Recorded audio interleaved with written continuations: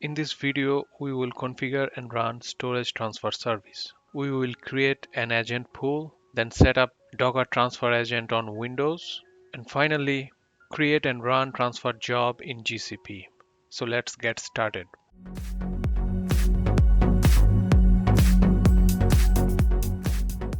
I'm already inside my Google Cloud Console. Select project.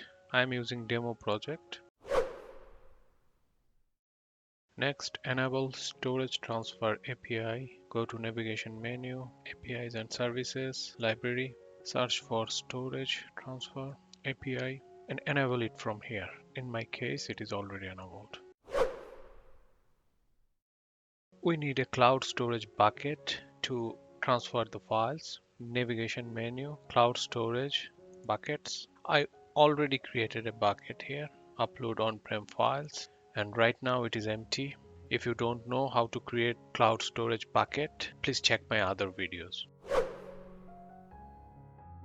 Now we need a service account with appropriate permission to transfer the files. So from navigation menu, IAM service accounts.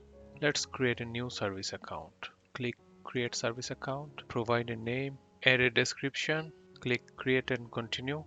Assign storage transfer admin role, click continue, accept default and click done. And our storage transfer service account created.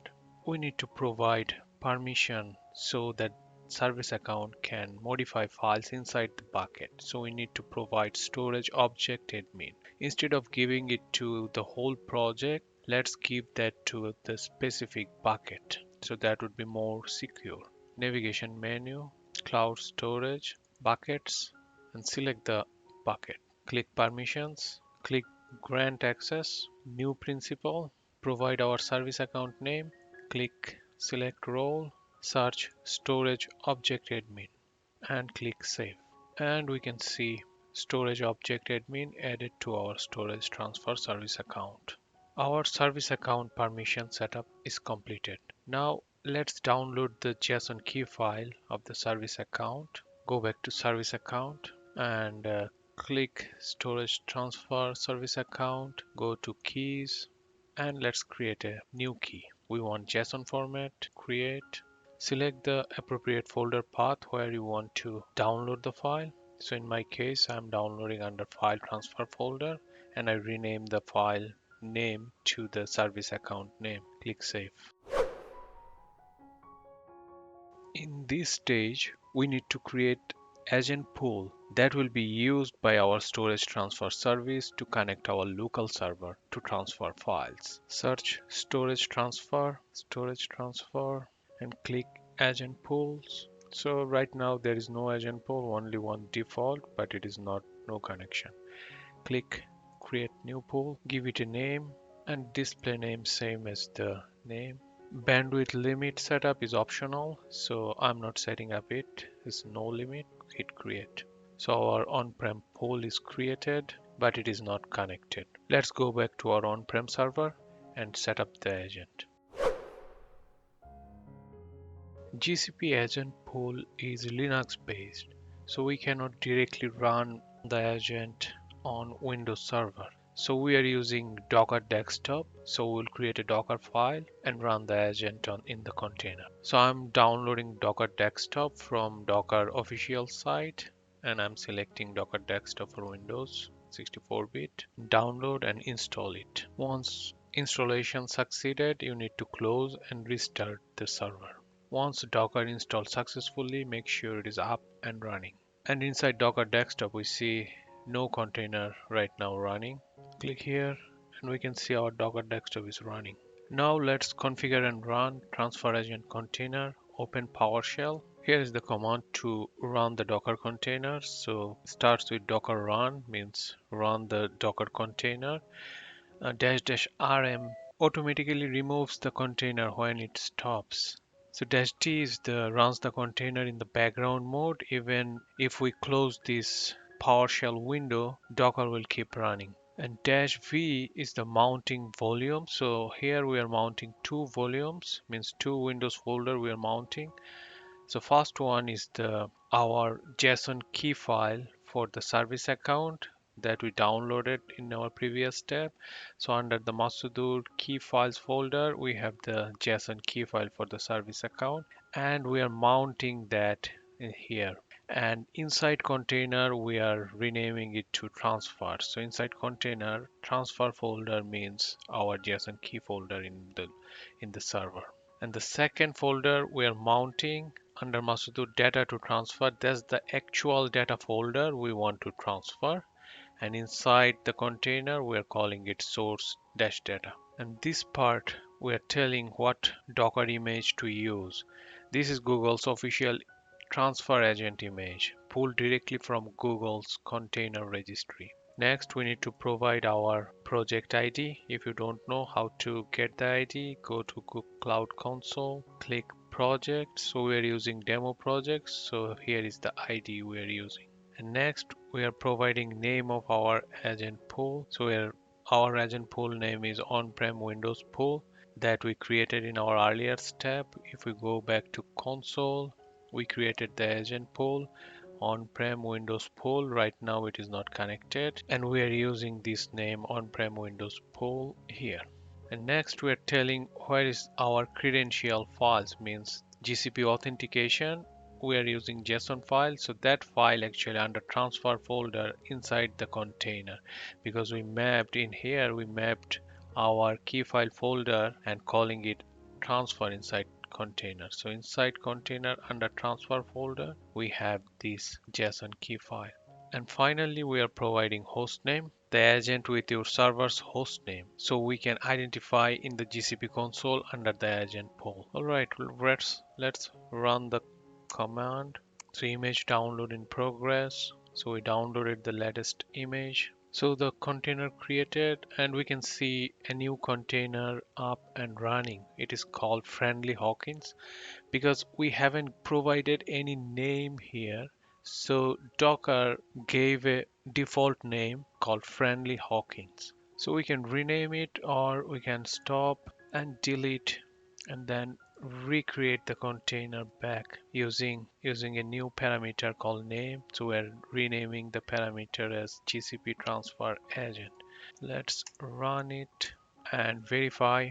So now the container is up and running, and we are calling it GCP transfer agent. Now let's check and verify our GCP agent pool status. So yeah, earlier we saw that one not connected. Let's refresh it and see what happens. So see, right now it is connected, and if we go inside, we can see details about that. Now our agent pool is running. So next step is to create transfer job to start uploading files from on-prem to GCP bucket.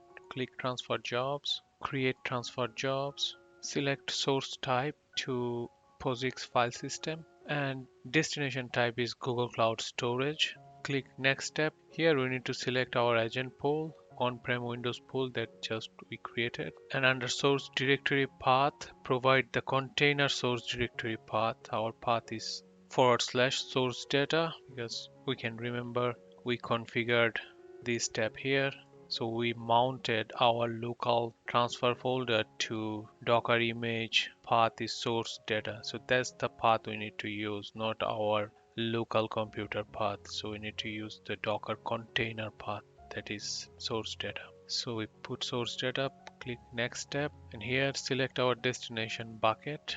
So we created bucket, upload on-prem files. Let's just select the bucket. So if we have subfolders under that, so we can choose from here, but right now we don't have anything, so we are selecting the bucket and click next step. So in this step we can choose when our job will run. So we can select run once, run every day, every week, custom frequency, on demand, and also we can set what time we want to run.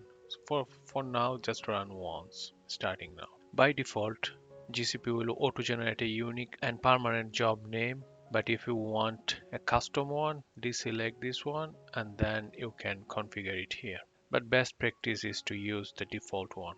provide a description here. So next step, you can specify if you have a manifest file, means in your source folder can have multiple files, maybe hundred or thousands of files. So if you don't specify anything, so the transfer job will sync all the files to the bucket. But some scenarios you want to only upload like specific file, maybe 5 or 10 files, you can specify the list of files here. And next you can choose your metadata options. So these options are more specific to Linux or Unix based systems. So you have group ID, user ID and mode, and if you have any link in the file. But for our case we can skip them. But the concept is you can keep the history of these metadata when you copy the file over to the GCP. And next we can configure when to overwrite. So we can set never if the file is different between source and destination, or always. Same, we can configure when to delete, never delete files from source after the transfer, can clean up, and also we can do delete files from destination if they are not also at source. And selecting never to delete file is the more safest option, but based on our requirement we can always change. The next is configure logging options. So by default enable logging in cloud storage, so it will create a log file in the cloud storage after each completion. And also we can set up notification option if we want to send the transfer status to cloud pops up for downstream jobs, we can also set up here. And finally we can choose the service account type. For our case it is storage transfer service account agent, but sometimes if you have any user managed service agent you can do it here. So once all configuration done, we can hit create. So our job created, and if we go inside we can see operations and it is giving the success. Job ran successfully, and we have run history. If we click, and we can see the job is successful because we don't have any data in our source folder, so nothing uploaded. Put some file into our source folder and check if that is working. I just placed 4 Parquet files in our on-prem source folder: customer, order items, orders and products. Let's run the job again and see if that works. Before going there, so we want to check our bucket. Right now empty, nothing inside that. If we refresh, so nothing inside that. Let's go back and run the job. So we can trigger a single run from here, start a run. So I just started another run. So it started, so we can see it is in progress. So all right, we can see this run is successful and 11 kilobyte transferred and 4 files transferred successfully. And if we go back history here, so we can see 4 files uploaded. Let's go back to bucket and check if the files copied successfully or not. Yeah, so we can see 4 files uploaded successfully, but we can also see another folder created inside, storage transfer folder created for the log file. So you can see log generated. So our job created a log file inside. So that's the log file, and we can download, check the log of the file. So all 4 files status is succeeded, and these are the 4 files we uploaded. I just added 4 CSV file in the folder. So let's trigger the job and see how it works. Start a run. So right now we are triggering this manually, but you can set up something like every 10 or 15 minutes that job will run, and in case any changes in the folder it will upload the file. That's how you can set up like near real-time upload. So our job is running now. So job completed successfully and it uploaded 4 files. So let's go back to our bucket, refresh. Yeah, so we can see all the CSV files uploaded right now. And also we can go inside and check the log file. Let's click the log, and we can see in the log file transfer succeeded on-prem, and these 4 CSV files uploaded successfully. So this is how we can configure and run GCP Storage Transfer Service. And we can schedule the job like near real time, daily, weekly, monthly, and we can process batch or near real-time data. If you find this helpful, please like and subscribe to my channel. Thanks, and see you in the next video.